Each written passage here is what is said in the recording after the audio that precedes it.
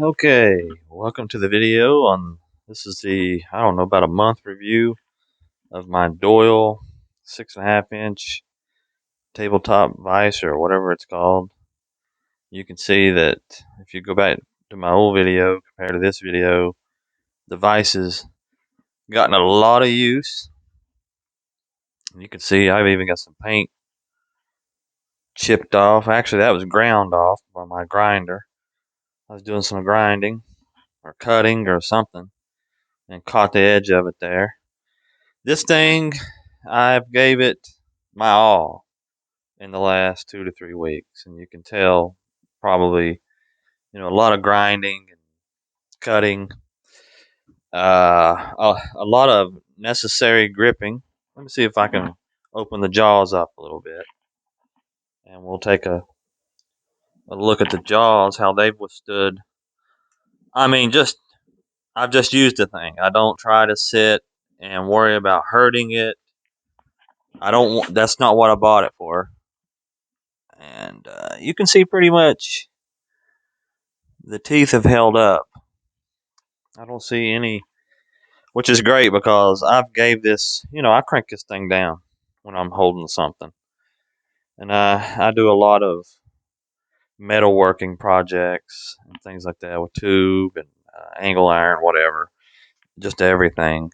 And you can see I've had glowing hot metal on here. You can see where it's kind of melted through the paint. I mean, it's not pretty what I've done to it in just a month time, but that's what this is for. I bought this to be used, and it looks like the anvil here has got something going on the edge of it. That could just be a piece of flake. I've never used this. I just do all my beating on here, and I've done beating. I've beat metal and yanked on metal. I have uh, bent tubing on this. I've put a tubing bender in there and put tubing in it and gave it my all. And this is not mounted down that good. You can tell it shifted. I was putting so much force on trying to bend that tubing that it actually shifted over. You know, my vise. I've got it kind of just on there. I'll eventually have to go back and really tighten her down and crank her down. These did move on me, like kind of rotate, but I didn't have them cranked down. Once I cranked these down on the side, the two sides, it never bent sideways or anything. It actually just moved the whole vise, and that's my fault. I don't have this thing properly cranked down on my tabletop. You can see I've only got a 3/8 tabletop bench top. I've got it reinforced underneath with 2x6s. So those 2x6s running along this tabletop. But this thing, I would say the only thing to really look for on this, hell, I wasn't even looking for the wrong right spot. There we go. Uh, you know,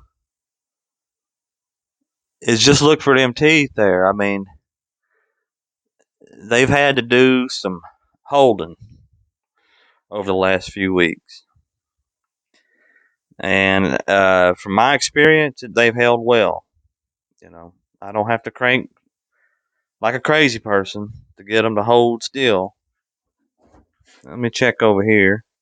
Let me get that side a little bit there. I'm trying to do this with one hand, hold the microphone in the other hand. But it's holding up. I mean, a little bit of paint gone. That's my fault. I mean, that's from 2 or 3 different things I've done. But I've melted through that paint. That's just life. And that little divot right there, that came like that from the factory. It's a wonder they didn't Bondo it or something, but they didn't.